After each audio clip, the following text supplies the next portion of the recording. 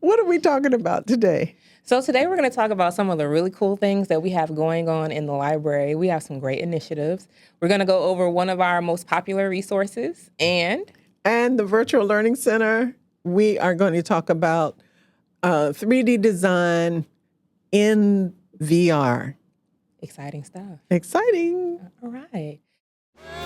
You got my questions and you don't want to guess. I got a recommendations and that I can suggest. Yes, this library questions are a part of the quest. Here's Beryl and Lauren with instruction request.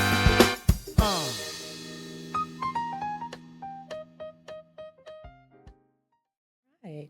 Hey, Ospreys. I'm Lauren Odom. I'm the Instruction Librarian. And I'm Beryl White-Bing. I'm the Virtual Learning Librarian. And this is Instruction Request, where we talk about common research questions, helpful resources, and immersive experiences and content creation software in the Virtual Learning Center at the Thomas G. Carpenter Library. Yes. All right. So first things first, let's talk about LIFS. LIFS. LIFS is Library Instruction for Transfer Success. I think I went to a conference and I heard about something that they're doing at University of Central Florida. The librarians there wrote a book about the issues with transfer students and finding the support in transitioning from the community colleges to the university. And I thought it would be a great thing for us to get together and offer support from the library. And so we have 6 librarians, you included, who have decided to do library instruction for transfer success. And it's basically a program where we offer support to transfer students in doing research and in finding resources around the university campus, because it can be daunting coming from a smaller institution to a large institution where things are all spread out and responsibilities are different where you go. Absolutely. So that is, and we just had our transfer open student open house, Yes. and we had like 26 students show up. Very exciting. That was really great. And we're going to be doing library open office hours. And that starts September 9th.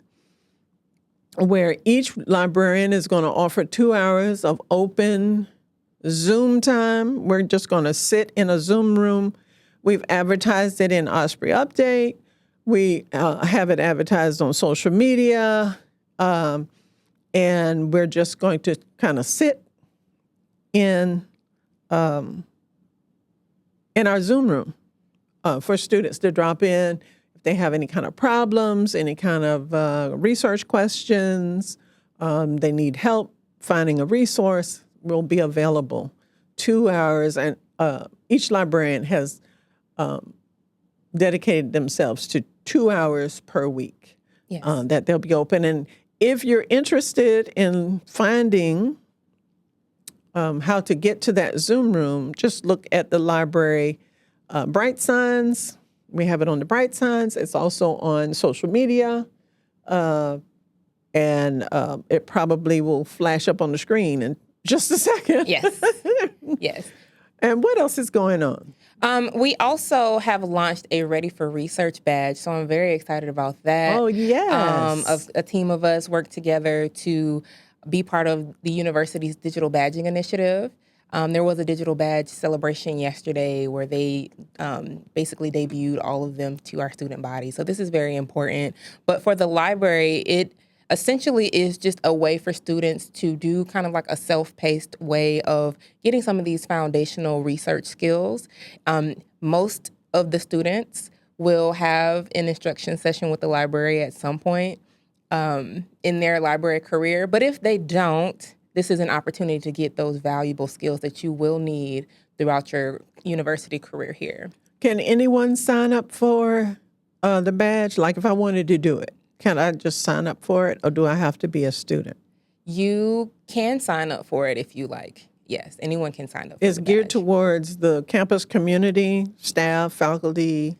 It's geared towards our students. The students, but if okay. a faculty member wanted to complete the badge, then they would be able to do so. Okay, great. Yes. Okay. And I also wanted to note that with the support that we're providing for our transfer students through LIFT, these things are all available to anybody. So anybody who wants to jump into our Zoom room to get that support without having to schedule a research consultation, that is true. available for you as well. So we just have identified a very vulnerable population, but we are here to support everyone. That is absolutely true. And you mentioned the LIFT's LibGuide, how you find that. You can find it through the library's homepage. If you go down to LibGuides, you can look for it in there. It's just LIFT's. Or you can go to Google and just put in LIFTS, LibGuide, LIBGUIDE, and UNF, and the LibGuide will pop up. Yes. And all of the resources that we're talking about now are there, including Librarian Open Office Hours, of course, LIFT's, everything that's available on the LIFT's LibGuide. And I think I have the Ready for Research badge there. Awesome. So everything is there for you to find the resources that you need to educate yourself and be a proficient researcher. Absolutely. There you go. And if you have any questions about how to access that research badge, you can reach out to either one of us, and we'll make sure we get you the instructions for how to enroll. So, Lauren, when we're talking about research, Yes. something that was different for me when I came to UNF is that our librarians, when we teach students, we teach them to go directly to OneSearch. Yes. So tell me about OneSearch. So OneSearch is our library's catalog, and it's our repository for all UNF library resources. So our physical items that are available in the library, our articles, and all of our e-resources can be found there. So it is definitely the starting point that we recommend for doing your research. And it's a great way to assess everything that's going to be available to you in your research process. Now, when you do an instruction session, do you go through the entire website before you go into OneSearch? Yes. That's so what I do. always start off by having students. I actually like for students to follow along with me. So I always recommend that they pull out their laptops and they follow along. And you start with the library website at unf.edu/library. And that way we can navigate and build some muscle memory around how to search the website, where to go for certain things, which links are going to lead you to what resources. And we have the chat feature, which has our 24/7 library co-op available for research, your OneSearch, your database list, and then your quick links that are going to allow you to reserve spaces in the library, schedule research consultations, access library guides, as well as see our library calendar. So that way you can see what's going on in the library at any given time. And when tutoring is available, what subjects are available on what days and times as well as library hours. Yeah, that's really important. Very Even important. before I came to work at UNF, I remember years ago when I was in master's school, it's important for the community as well. Yes. Because I would come out here after I got off work to work on papers and do research. And I needed to know what the library hours were. So the hours are also on the page. And you know something I like to tell students is if you forget everything that I'm about to tell you and show you, there's a help button that I think is very valuable on the library's website that pretty much goes over everything we talk about in those instruction sessions. Mm-hmm. So they can look at little videos and they're little snippets. It's not a long video that you have to watch. Little snippets on each little thing that is on the website. Okay. Yes. So, Beryl, let's talk about what's happening in the VLC. In the VLC. First of all, the VLC is located, for those of you who don't know, the VLC is located on the third floor of the library. I know it's the quiet floor, I know, but we aren't quiet in the VLC. So I have a graphic up that tells students, if you need absolute quiet and you come to the third floor, you're going to need to go either to the right of the third floor in one of the glass enclosure or towards the back of the third floor. Because around the VLC, you also have the recording studio. So you have students who are, and although it is a quiet space to do recording, it's not silent. It's a whisper room. So you hear those whispers coming out of the recording studio. So if you need absolute quiet, then find a space around the outskirts of the VLC. Stay away from the left side of the third floor. But in the VLC, we do have content creation software. We have all types of virtual reality experiences. And the one that I want to talk about today is Gravity Sketch. Gravity Sketch is a 3D design software. And we have other 3D design softwares. We have Google's, what is it called? It's not Tilt Brush. It's I can't think of what the name of it is. I know. But anyway, we have several different 3D design softwares. We have Microsoft Maquette. We have Gravity Sketch. We also have, oh my gosh, I can't remember the name of it. And What that's is it? okay. Is it called I want to say OneDrive, but it's not OneDrive. It is Open Brush. That's the name of it, Open Brush. Open Brush, we have Gravity Sketch and Microsoft Maquette. The great thing, and we have Archeo. Archeo is a great 3D design software where you can import your design. If you're, say, a construction management student, you can import your design into Archeo and walk around in the building that you Oh, designed. wow, that's really cool. In VR. Yes. But the great thing about Gravity Sketch is that we just got it in our A to Z list on the database page. Yay to accessibility. Because we have just gotten a license, an educational license for anyone with a UNF email to log into Gravity Sketch and be able to use all of their resources for free. That's awesome. And you can use it from home. You can use it on your tablet. You can use it on your computer.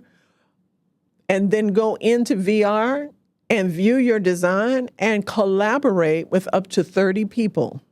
So 30 people all at the same time can be Say in a the class, same virtual room. if you have like a class of, I don't know how many people are in a graphic design class, but if you're in a class of 28 people, plus the instructor and a guest, you can go into VR together and collaborate on a sculpture. Or if you're in a group and you want to assign several different students to work on a project together, one student is at home, another student is in the VLC, another student is in the dorm. They're all in Gravity Sketch in VR together. The only thing that you have to do is create an account using your UNF email address, and you're allowed to do that. That is awesome. So I'm very excited about that. That was prompted because we also have Adobe Medium.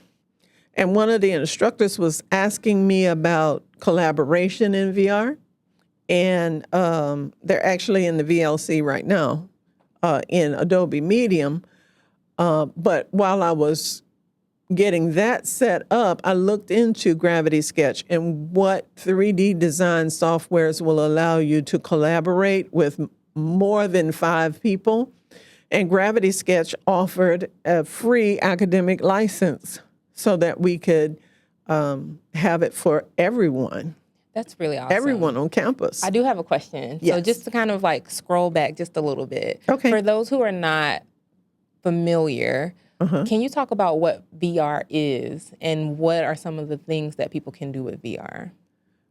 VR, what it is?